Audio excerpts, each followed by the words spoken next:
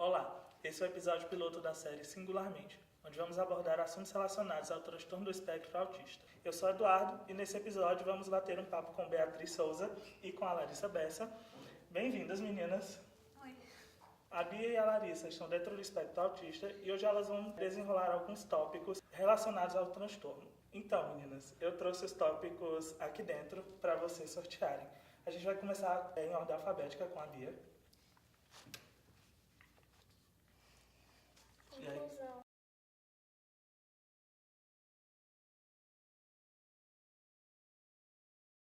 Eu queria que vocês falassem um pouco sobre a inclusão dentro da escola e como isso pode ser feito e como isso pode ser melhorado. Eu não sei se capacidade cognitiva e comportamento são fatores de exclusão. Inclusão não significa fazer todo mundo ficar igual. Significa dar adaptações necessárias para aquela pessoa ficar em oportunidades iguais aos outros. Então, assim, não é que a gente... Inclusão não é fazer o menino ficar na mesma capacidade cognitiva dos colegas, entendeu? É tipo... Fazer ele aprender o máximo possível com a capacidade cognitiva dele. Se você estiver falando de escola, por exemplo, adaptar as atividades, adaptar as provas, em questões sensoriais, deixar ele sair de sala quando tiver muito barulho, deixar usar alguns fones que protegem.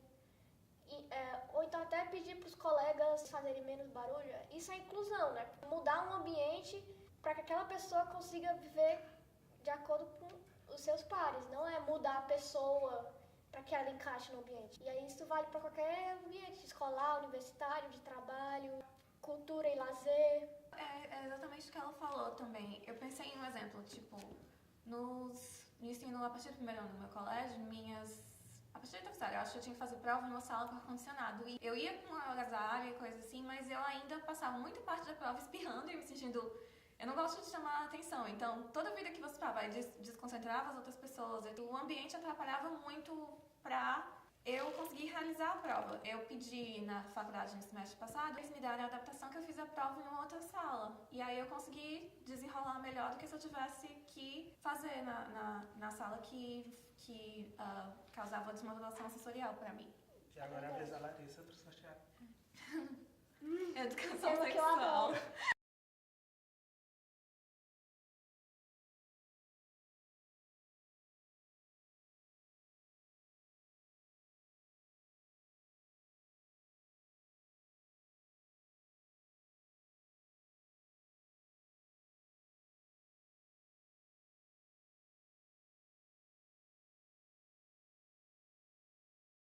É verdade que existe um verdadeiro tabu sobre a sexualidade dentro do espectro autista e como a discussão sobre esse assunto é feita por vocês?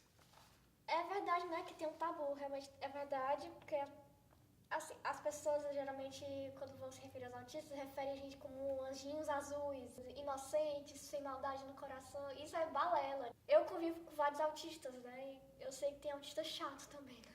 Esse negócio de sem maldade no coração não existe. As pessoas confundem inocência com inabilidade social. Ele tem certa inabilidade social de ler linguagem corporal, de entender sinais. Mas aí a pessoa diz que isso é ingenuidade e inocência. Não, é falta de habilidade social. Pode ter até alguém que tem as duas, tipo, mas não deve se, tipo, assumir correlação. A minha mãe, ela, por exemplo, vive dizendo que eu sou inocente. Inocente como as crianças. Aí eu não gosto disso porque eu não sou inocente. Eu só não entendo que aquela pessoa tá mentindo pra mim. E não é porque eu seja inocente. Como os autistas são considerados anjinhos, aí meio que não se fala sobre isso pros autistas, até porque os pais acabam que tendo um certo receio de conversar sobre isso. Até com o filho neurotípico já tem, imagine com o filho autista. Já vi mãe dizendo, não, meu filho nunca faria isso, meu filho é um anjinho, nem pensa nessas coisas. Nada a ver. E, assim, em 2017, a Abraça, que é a Associação Brasileira para a Saúde e Direitos da Pessoa Autista, lançou uma campanha chamada Sou Autista, Tenho Direito ao Meu Próprio Corpo, que fala justamente dessa parte de sexualidade, direito de exercer a sexualidade, de ter direito à educação sexual, a usar preservativos, a não ser forçado à esterilização, porque infelizmente ainda existe esterilização forçada de autistas. Depois que teve essa campanha, virou uma discussão enorme de sexualidade em autistas, né? Tem eventos que falam sobre isso. Está sendo mais falado, mas ainda está um tabu. Mas os autistas que eu conheço, tanto pessoalmente quanto na internet, eles, na verdade, alguns até gostam de discutir sobre esse assunto. Alguns até meio, tipo eu, meio que exageram e falam coisas, assim, indecentes pra pessoa e, assim, sexo é um tabu, né? Pra todo mundo, né? E chegar falando sobre sexo pra pessoa, tipo, como tá sua vida sexual pra pessoa e, né? Enfim, é porque eu tenho curiosidade mesmo de saber como é a vida sexual das pessoas. Não por maldade, mas é só porque eu gosto de conversar sobre isso. O legal de conversar com outros autistas é que, por exemplo, eu quero saber uma coisa, eu te pergunto, eu não fico fazendo uma novela gigante pra discretamente ir chegar no assunto que eu quero saber, entendeu? Assim, com o neurotípico é mais difícil, né? Porque não dá pra chegar lá e falar, ei, eu tenho vergonha. Assim, tu gosta de oral? Com o autista dá, né? Com meus amigos autistas, a gente fala mesmo assim, literalmente mesmo, os termos literais e é muito massa. Com o neurotípico tem que ficar com cuidado, assim, será que eu falo? Como é que eu falo? Não sei o quê. Tanto como nem todo neurotípico é igual, nem todo autista vai ser igual. Vários autistas têm interesse em sexualidade, nessas coisas assim. Eu não tenho, em particular. Eu nunca tive interesse em namoro, nem em sexo. E tem outras pessoas, outros autistas que também não têm. Tem vários, como a Bia também, a maior parte que tem hiperfoco. Tem gente que tem hiperfoco em namoro ou nessas coisas. E não importa qual dos dois você esteja, você é ostracizado a respeito. Lembra que a gente falou na reunião que uma das garotas está interessada em namorar e aí ela é julgada por isso, eu não estou, aí você é julgada por isso, aí parece que como se as pessoas quisessem qual é exatamente a quantidade aceitável. Pra mulher, ela sempre vai sofrer preconceito, tipo, se ela não quiser sexo, aí ela é santinha, isso, todo tipo puritana, de pois é. Isso aqui. Se ela quiser, a puta, vagabunda, sei lá. Não tem nenhum jeito aceitável de ser mulher, porque não importa o que você faça, tá errado na visão de alguém. Vacinas. Meu Deus. Essa parte vai ser divertida.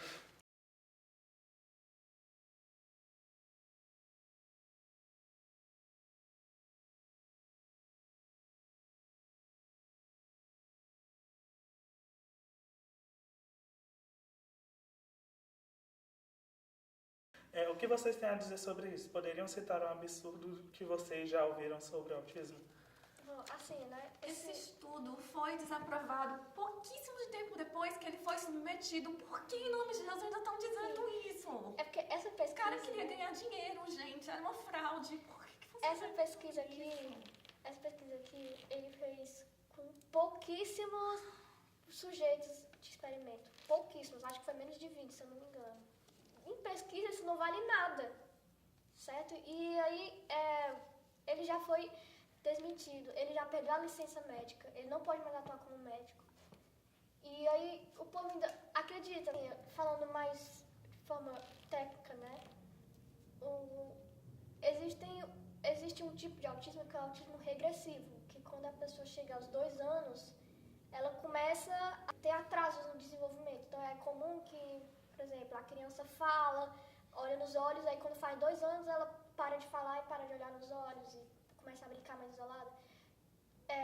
Isso acontece porque por volta dos 2 anos de idade ocorre a poda neuronal, que começa a fazer mais sinapses no cérebro. E aí o autismo ele já estava lá.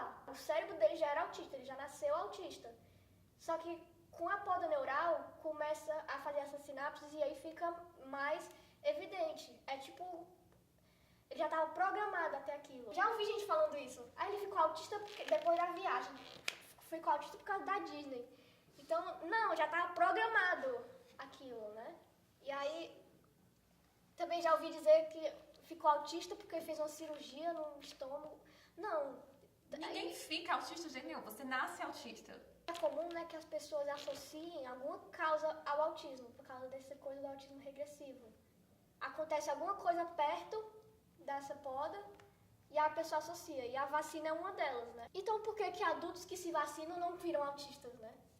Tem a ver muito com o capacitismo, que é o preconceito com pessoas com deficiência, né? Porque... Você prefere que seu filho morra de uma doença que ele podia ter salvo do que ele fosse autista. E pra gente, no meu caso de eu ouvir, você prefere que seu filho morra do que seja como eu, ok. E a pior parte é crianças que não podem ser vacinadas, porque tem gente que realmente não pode ser vacinada por causa de condições físicas ou que é muito novo pra vacina e coisa assim. E E aí pega a doença de alguém que devia ter sido vacinado, às vezes mente que foi vacinado, porque tem escolas que exigem. Mesmo se fosse verdade, o que não é, autismo não mata ninguém, gente. Essas doenças que as vacinas protegem. Eu acho que assim, acho que é importante, né, falar o problema dessa crença de que vacina causa autismo. É importante, mas é importante também a gente falar que autismo não é tão ruim assim, porque se não fosse vacina ia ser outra coisa. LGBTQ+.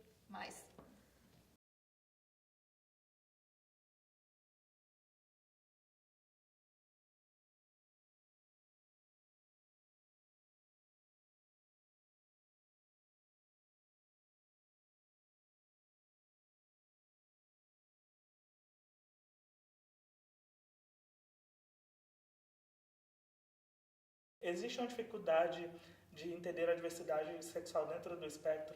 Não, na verdade, autista entende mais sobre sexualidade do que neurotípico, pelo que eu tenho observado, né? Assim, é sério.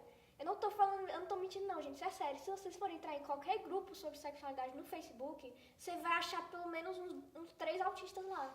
Eu não tô brincando, eu tô em um grupo no Facebook que é de assexuais. Gente, é muito autista que tem lá. Meu Deus, é assim. E eu também já participei de grupos não binários, quando eu achei que era não binária, né? Só que eu não sou mulher mesmo, e aí eu já participei desse grupo, e a quantidade de autista era absurda. A quantidade de autistas transgênero, assim, é muito grande. Até tem estudos, né, que apontam que autistas têm 8 vezes mais chances de serem transgênero do que pessoas não autistas. Isso porque gênero é uma construção social, né? E como autistas não são tão apegados às regras sociais, eles têm mais chance de questionar as regras de gênero. Por isso que é mais comum. E também sobre sexualidade, é muito comum que autista discuta sexualidade. Eu vi até um estudo assim que dizia que quase 70% das pessoas autistas desse estudo são não heterossexuais, né? Ou são assexuais, ou bissexuais, ou homossexuais. Então, ou seja, né, segundo esse estudo, quase 70% dos autistas são LGBT. Isso é uma porcentagem muito grande. E eu vejo isso na vida real, no meu convívio com os autistas. É porque eu sou ativista, coordeno grupos de autistas, tanto presencial quanto virtual, e conheço vários autistas ao redor do país.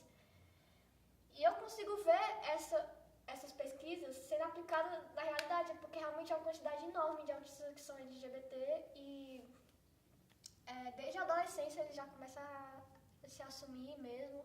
A comunidade LGBT autista é muito forte. Mas uma coisa que eu acho legal também das discussões sobre isso é que eu sinto bem menos julgamento em geral nas discussões do grupo em relação a isso, em relação a tudo. Por exemplo, uma garota fala, eu tô muito interessada em amor. Eu falo, mas eu nunca me interessei nisso. Aí ninguém fala nada, ninguém acha estranho. E pra alguém que passou a vida toda sendo julgado estranho, é uma sensação bem legal.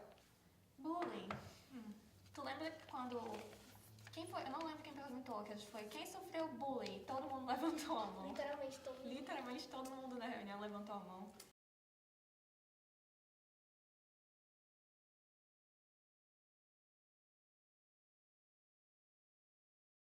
Na opinião de vocês, o que é para ser feito trabalho preventivo de bullying na escola? Pra começar, eu acho que essa porcentagem tá muito baixa. Tipo, porque bullying em geral, e sinceramente os alvos são qualquer pessoa que seja fora do padrão do que as outras crianças têm, assim, essa pessoa é diferente, vamos rir, assim. Quando você não se encaixa, é como se fosse colocar você no seu lugar, ou alguma coisa assim. Ou eu ficava muito chateada, porque era objetivo, eu suponho, tipo, ou eu ficava sem ação. Qualquer pessoa que é diferente de qualquer jeito é um alvo bom pra bullying. Realmente, infelizmente, é algo muito comum na comunidade autista sofrer bullying. E a pergunta é como fazer para diminuir. Falar de autismo para as crianças e adolescentes é importante, chamar autistas para fazer palestras, só que também não acho que é o suficiente, porque de repente a criança ou adolescente não é diagnosticada, como a gente foi diagnosticada. Isso, a gente foi diagnosticada só quando adulta. Então eu acho que o importante não é... É importante conscientizar sobre autismo, mas também ir além disso, de conscientizar sobre respeitar as diferenças dos outros. O certo é conscientizar que aquela pessoa é diferente e que tem que achar a questão da inclusão, tem que achar uma forma de incluir ela naquele grupo e não excluir ela porque ela é daquele jeito. E também, infelizmente, é muito comum as pessoas usarem autista como xingamento, né? Um cara Sim. erra e, seu autista, lesado, não sei o quê. Ou a palavra com R também. E certas palavras, quando usadas dessa forma, são ofensivas, né? Autista não é ofensivo, mas Pois é. nesse contexto, Muita coisa que as pessoas usam como xingamento não era pra ser. não adianta só ficar dizendo aceite dos seus amiguinhos, aceite dos seus coleguinhas. Isso não adianta nada do bullying, porque a gente sabe que a maioria das pessoas que sofrem bullying são pessoas que são grupos minoritários marginalizados, negros, gays, pessoas neurodivergentes, e aí entra autistas, pessoas com deficiência, etc. Então, acho que respeitar a diversidade humana, desde cedo, em estimular isso, acho que é importante também. Outra coisa também, que conselho mais ouvido para pessoas que lidam com, pelo menos na minha época, ignore eles que eles param. Isso já funcionou para alguém. Muitas vezes as pessoas querem para proteger as crianças disso, não fazem exatamente isso. Nunca me protegeram no colégio de todo o bullying que eu sofri desde o início. Se eu fizer qualquer coisa também, a culpa vai ser minha. E isso eu já vi muitos casos de pessoas que sofrem bullying. Se a pessoa se defender, a pessoa que se defendeu Isso é punida. Eu já vi, né, casos na internet, as professoras dizendo assim, meu aluno fica mordendo os coleguinhas, fica gritando e tendo crise na sala, isso é muito chato, não sei o que. Aí os autistas vão lá e falam, será que ele tá sofrendo bullying? Pois é.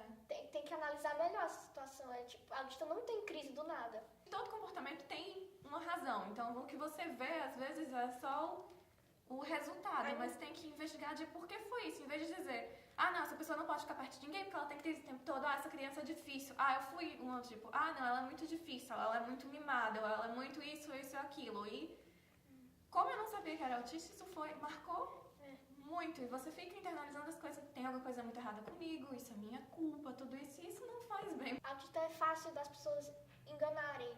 Isso, faziam muito isso comigo. Adoravam, era uma brincadeira. Vamos enganar a Larissa pra fazer alguma coisa. De uma vez que o menino me falou assim que tinha uma bomba escondida no colégio. Meu Deus. Aí eu fiquei o recreio todinho procurando a bomba.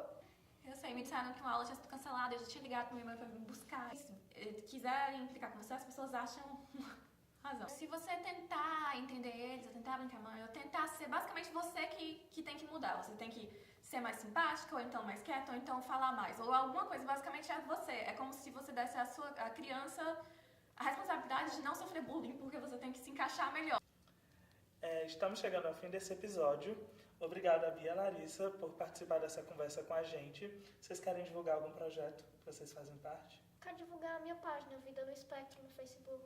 E para as pessoas que puderem ajudar, a Casa da Esperança é bastante importante para muita gente. E é uma instituição muito legal, então quem puder ajudar. Se você quer aprender mais sobre o transtorno do espectro autista, pode encontrar outras informações no nosso site e no nosso canal. Se você gostou desse vídeo, deixe o seu comentário, dá um like e se inscreve no canal.